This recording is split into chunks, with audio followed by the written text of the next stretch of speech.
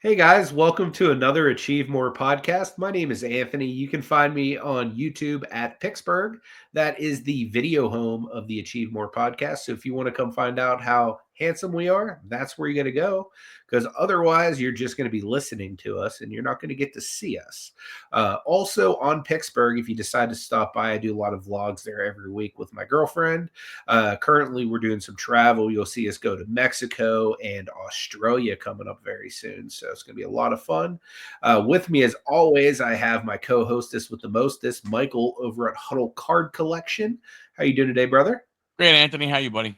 Really great, man. Always a pleasure to have you, as Thanks always. for having me. Um, yeah, man. Anything new coming up on your channel? Yeah, we're moving right along. We're working on a big guest list. Have a lot of stuff of people coming on. Got some card shop owners, some guys who are doing full cards full time. So, Nice. if you're into that kind of stuff, you like sports card stuff, you like talking about sports, this everything.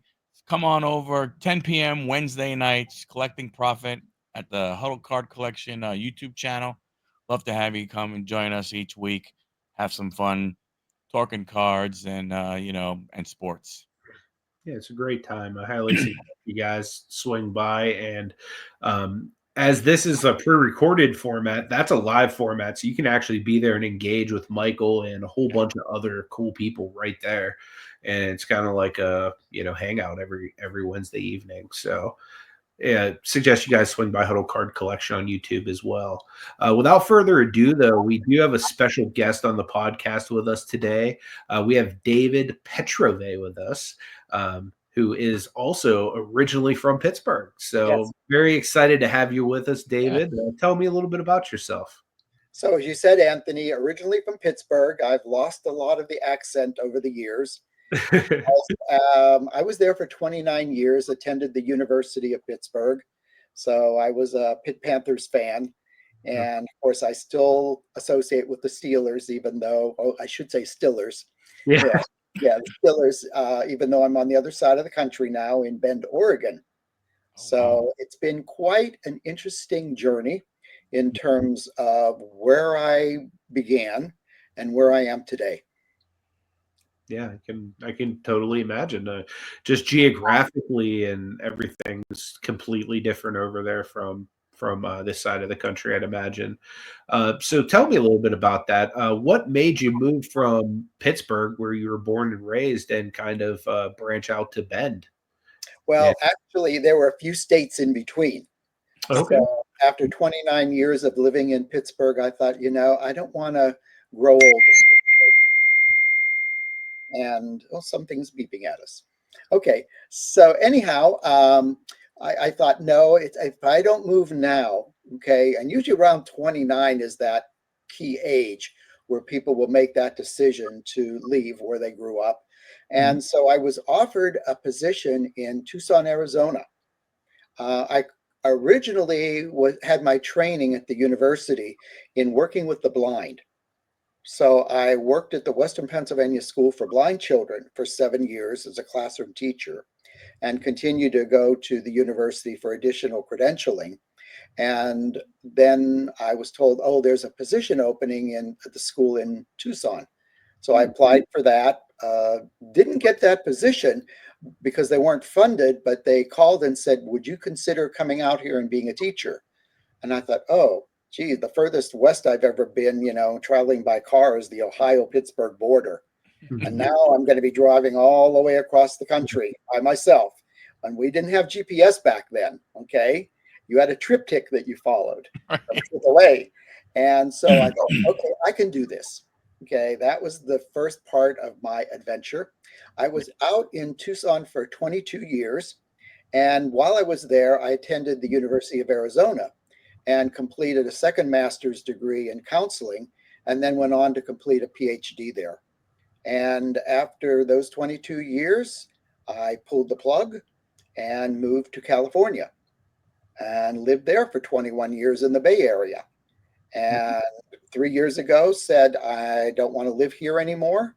And that's about my shelf life. It's about 21, 22 years, and then I move on. And so Bend, Oregon came up as an opportunity. I'd been here before for an event, actually 2 events, and thought, it would be a nice area to live in.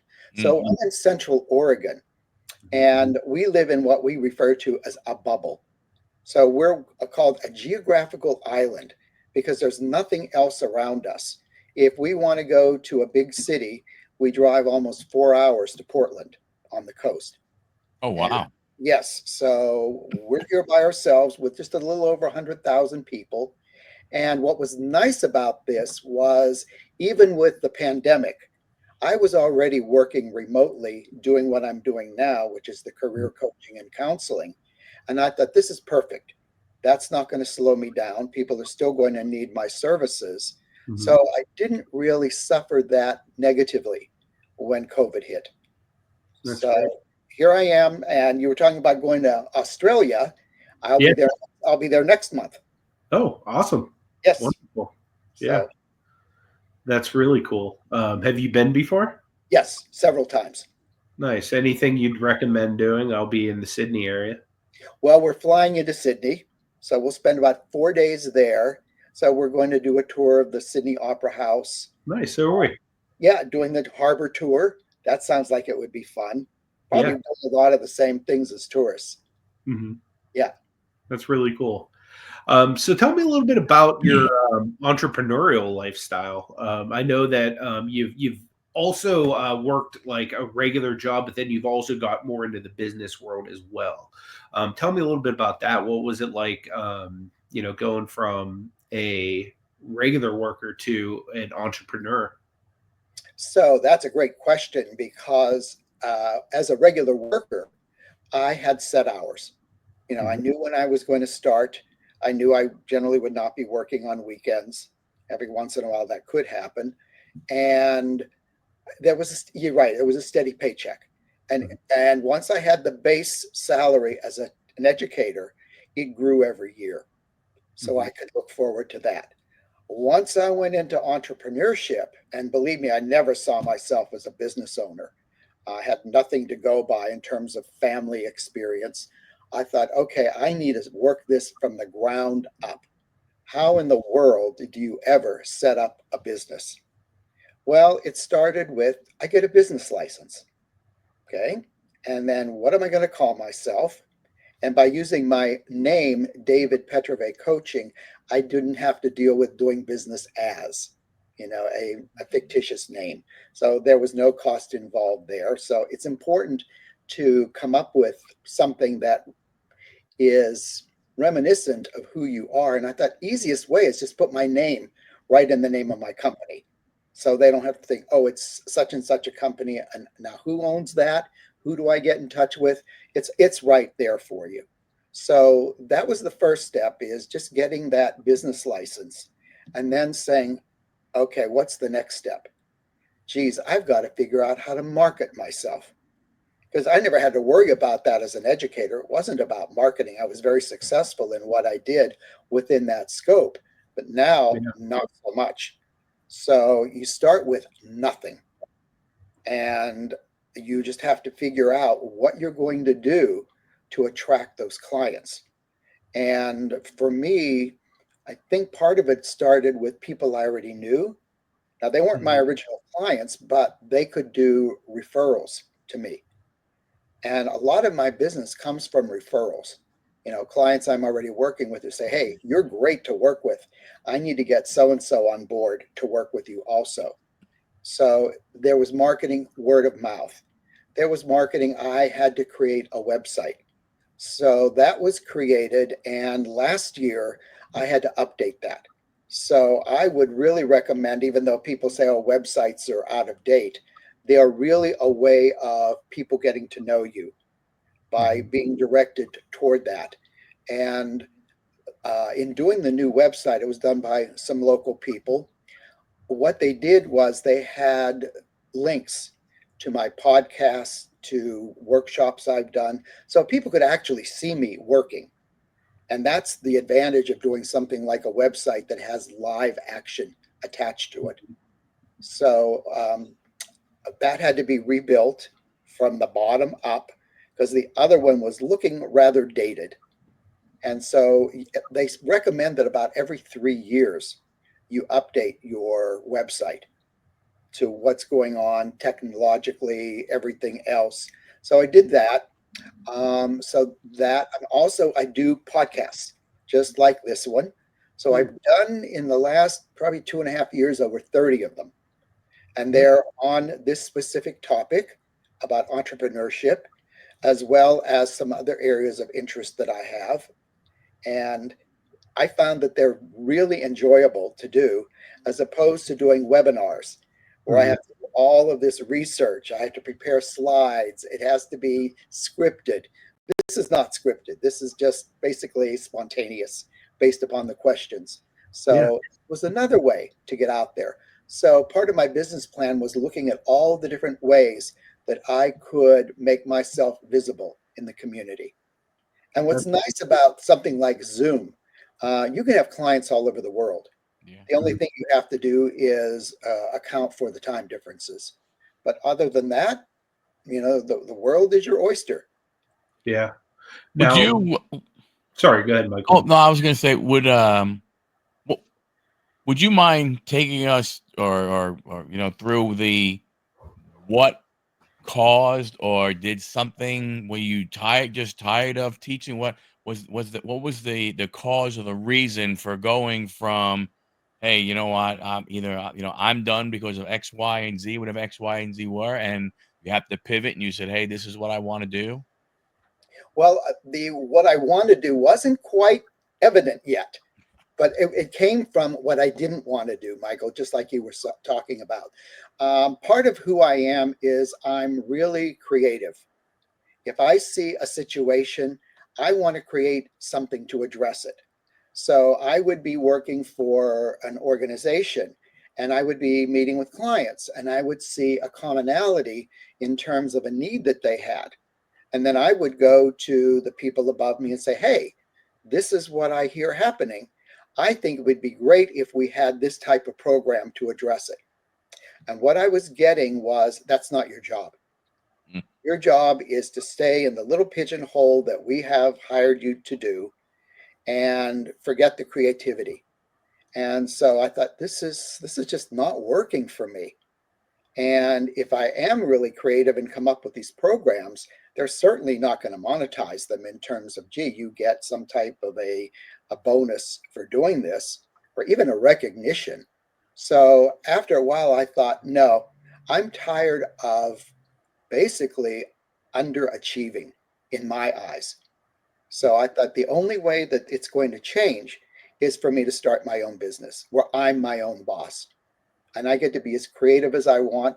And you know what? If I want to work on weekends, I'll work on weekends and evenings. I don't mind the change in terms of work hours. I can be flexible. So I think that whole idea of starting with what I didn't want. And if that's what I didn't want, what would be the flip side? What would take me to where I wanted? And this seemed to be the most logical approach, even with no experience. I could learn. Did this change start to happen when you were in the Bay Area, or was it when you ended up in Bend? Well, it was in the Bend area, but it actually started when I was in Arizona. Oh. Yeah, there was a time where I was given an honor. And in order for that to occur, it was at a national level. I had to get permission from administration above me. And I was really surprised when they said, no, we're not going to support that. And I just was shocked because they said, well, you would be away from work. And I thought, but I'm away from work with all these other special projects I'm working on. So why would this be any different? But for whatever reason, they didn't want that to happen. And I thought that's where it all began in terms of, if you're not getting what you want, go to where you're going to get what you want to get. So that's what brought me here to where I am today. Oh, very good. That's awesome. So I have a question for you. This is a great time to insert a user submitted question. We have a segment that we like to do every podcast called No Dumb Questions. And this is kind of right in the area we're talking about already. This week, the question that was submitted to us is, um, when you're faced with a potential career change, how do you know that it's time or that it's the right decision to make? Well, I think the timing has to do with where you are in that piece of your career. And you only have one career. Your career is the sum total of all the work you've ever done in your life. So people don't really change careers, they change the direction of their career through the occupation or field that they're in. And so Mhm. for me, part of it was I was burned out. I knew that I had nothing else to give or wanted to give to the work that I was doing. So that was a key indicator. There were just clues that I was receiving that it was time to move on. And so I listened to those clues, listened to that intuitive part of me, and said, okay, I'm going to listen to this. And in terms of what I do next and is it right or wrong, for me, I was lucky enough to be successful beforehand in the work that I was doing because I was doing career counseling at a high school level and received an award for that. So I knew that I was going to be on the right track. And in graduate school, we had to try a little bit of every type of counseling. So we had to do marriage, we had to do one-on-one, we had to do couples, we had to do family.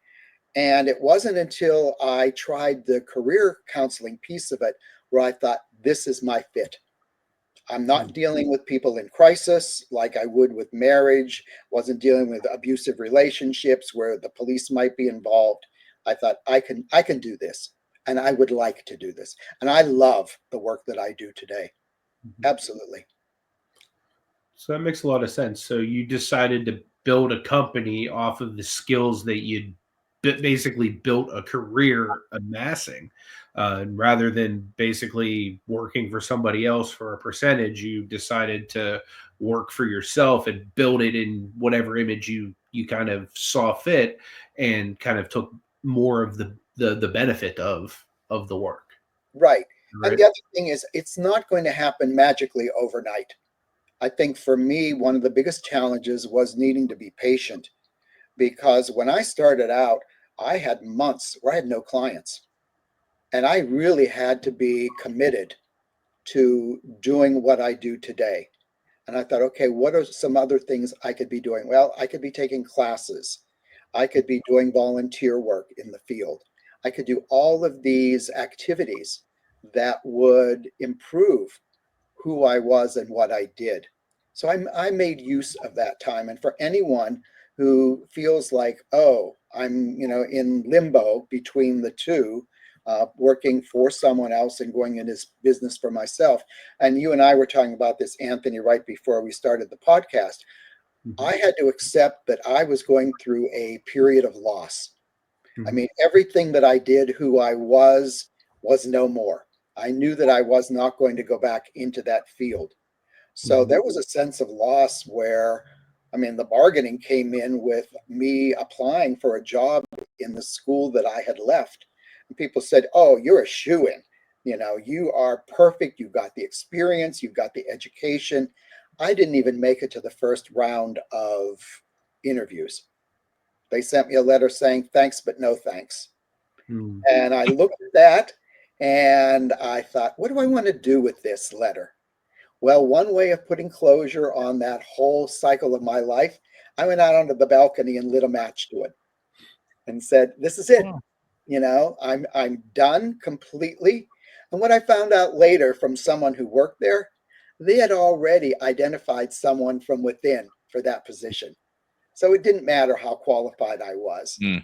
And so that was another message to me that yes, it was time to move on beyond that. And where did I want to go as a result of it? So one of the other pieces was depression. Mm. Because I was out of work for such a long time, there was a depression that went along with that. And you were asking about mental health.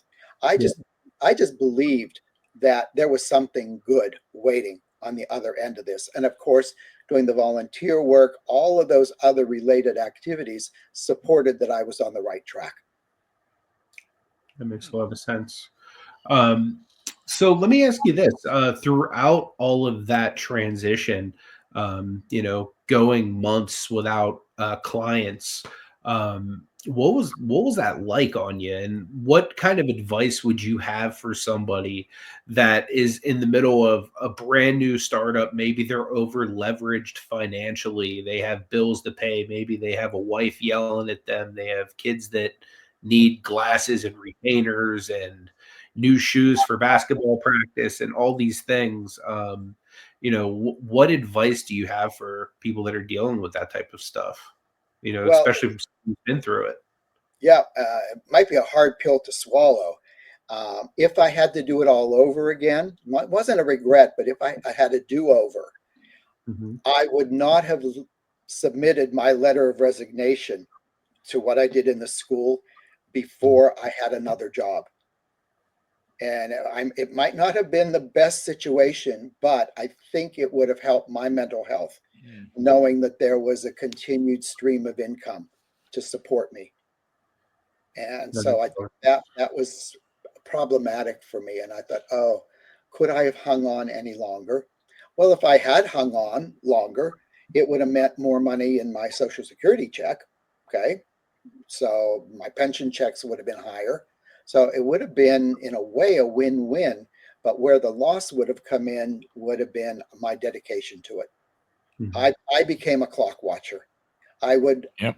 I would arrive as late as I could. I wasn't late for work, but if the start time was 8 o'clock, I was there at 7:59. Mhm. If the end of the day was, typically scheduled for 4 o'clock, at 3:59, I was packing up and out of there. So that was another indicator. It was time to go. Mhm. So you don't want to be a clock watcher. But again, I think if you have financial responsibilities, you need to think about what you're going to do to cover yourself. Now, if you absolutely need to get out, what they say is you should have at least 6 months of income to cover you, if not more, in today's world of hiring, because people are applying for jobs that they're definitely qualified for and they're hearing nothing.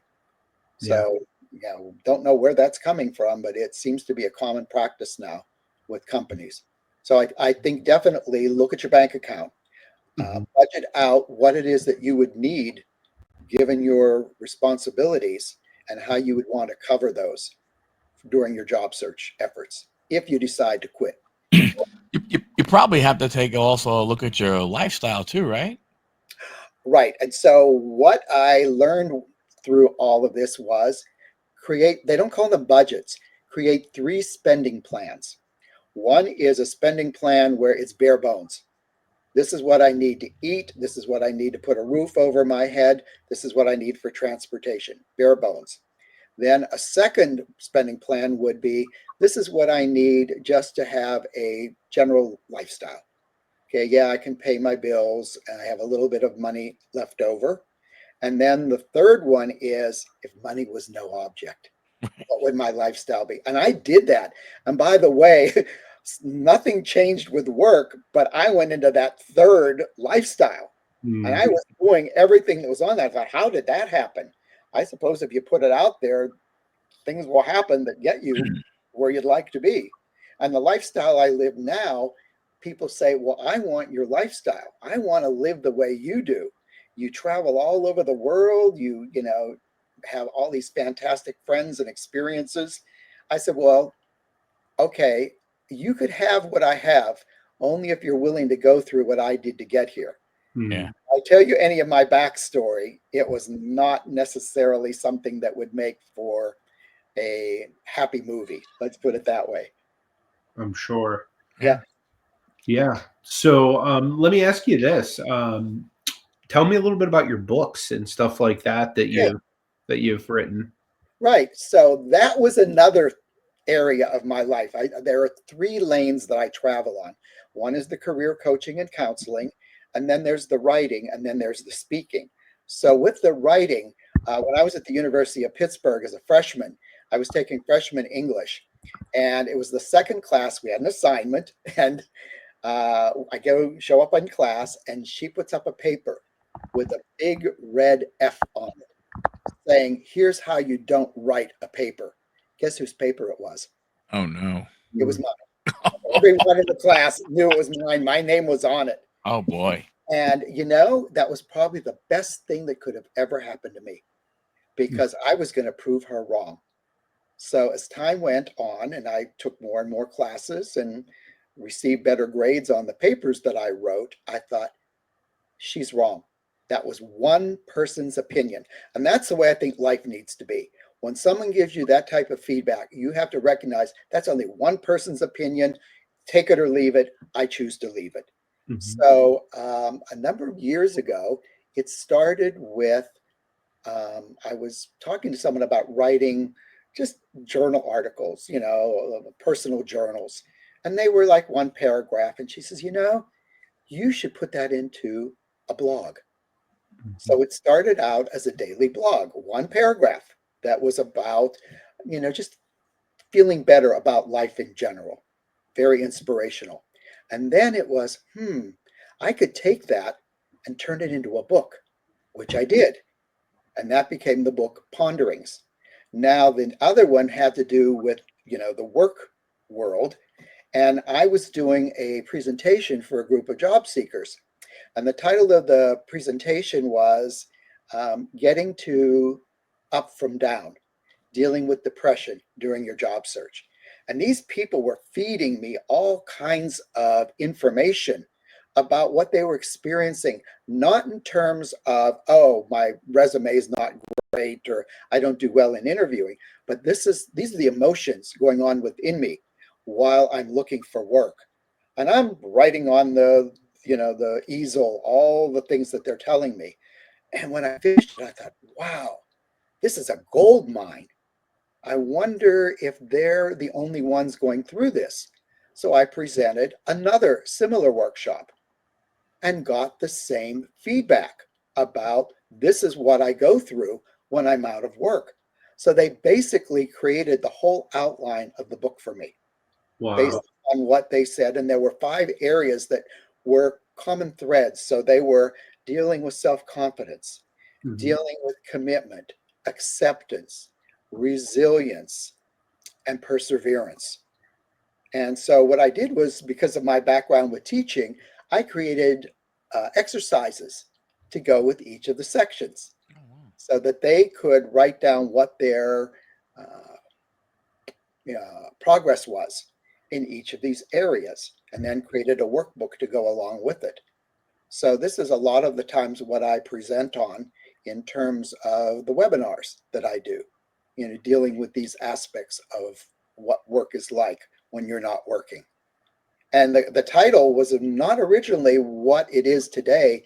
The original title was Life Between Jobs, Out of Work, Not Out of Worth. And people said, no, we like out of work, not out of worth, navigating the emotional side of job loss. So that's what it is today. Yeah. That's awesome. No, that's actually a really cool topic, because I know so many really awesome people that are talented and just for whatever reason in this economy are struggling to find jobs that are suiting of their skill set. So there's a lot of people that are, either not in a job right now, or that are, in a lesser job, just trying to get back to the job that they once had, or, looking to get into a better job, period. So yeah, I mean, that's a wonderful tool that you have there. Now, where can people find any of these books? Are they on Amazon?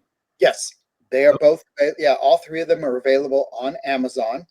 Fantastic. And relatively inexpensive, because I don't want to make it to where they can't afford it, especially if they're not working. Yeah. And so I think that, definitely that is a place to look for them. And again, it's Out of Work, Not Out of Worth. And then the other one is called Ponderings. Now, the interesting thing with the Ponderings book, because you never know where these projects are going to go, Anthony, this was a sleeper. Okay. And so I'm co-authoring a 4th and 5th book with someone I have never co-authored before, but we're having so much fun doing this. That's and awesome. So we start with a reading from this book, and just randomly, and it's always perfect. So she was just hired in a job, and she said, "Oh, I have someone I'm writing a book with, and he's already written this book. So let's do what we do." And she had been talking with her supervisor about the importance of getting training when you're new to a position, right? Mhm. So they randomly opened this book that is hundreds of pages. And guess what the title of the reading is? On the job training. And Oh, Wow. wow. the woman says, "I can't believe this." So now when she has her team meetings, Mhm. they're starting with a reading from Nice. the book. Oh, And very then cool. there's always a question at the end. And then it just initiates a group discussion. And Nice. people are getting to know one another as a result of this. And I said, my dream is for everyone in that huge company to have a copy of this book. So you just put it out there. Okay. Why couldn't it happen? Yeah, absolutely. Um, so for people that are interested in career coaching, number one, demographic of people that you help, is it anybody and everybody? Are you looking to help only people that are like of high school age and above? How does this work, and kind of where do people reach out to you? So I have found that my niche is, what I've learned was always provide services to people with whom you have the experience to draw from. Hmm. So my clientele primarily professionals, Hmm. college educated, and all the way from entry level to mid management. I'm not CEO because I've never done CEO. I don't know what their challenges are, but I certainly know the challenges all the way up to mid management. And boy, that is an area that I'm really carving out for myself because of what they go through in dealing with situations from both ends, people that they supervise and people who supervise them. So it's, giving them strategies that are going to help them be successful in what they do. So I would say if you want to reach out to me, the best way to do it is to go to my website, David Petrovay Coaching, and it explains all of the services that I offer. You can actually watch podcasts that I've done. Okay, they're on the site as well as webinars that I've done to get to know me as a person. And then what we do is we just schedule a no obligation, a free call just to see what they're wanting to achieve and if we could work together to do that. Nice. Yep. Cool. Keep it simple. Michael, do you have any questions for David before we let him go today? Yeah, I was just, curious. What is it like going back into the corporate world, but as a consultant, right? Because you're dealing with people who are, in more of a, probably sounds like more of a corporate structure. So what is it like all of a sudden now walking back into there to help someone navigate whatever, waters they're trying to travel? Yeah, and I've done consulting. I did it with a school in Tucson, and I think that part of it is being a good listener. You just have to go in, just like you're doing right now. You have to listen to what their needs are, not what you think they need. Okay. And oftentimes it's, well, you give them what they need, not what they want. Right. Right. And so just finding out where they are experiencing the greatest frustration in what they do, and then what it is that they want to do to move forward. Where do you see yourself as a result of the work that we would do together? And so I think it's that piece of the corporate world, and it really isn't that much different from industry to industry. Problems are problems, and they're mostly people problems. Okay, Mm. and just okay, what can you do as a person to initiate change here? And in some cases, the only thing that you can do is leave. If you find that you're banging your head against the wall, no one's going to listen, just like I did in that one job I told you about, is it's time to leave. And then you have to look at, what are my options? If I have enough experience, am I ready? And am I a good candidate for opening my own business? Because it's not easy. But once it starts to grow, it becomes almost like a snowball, just like I was explaining with the book. Mhm. And I am in more than one lane.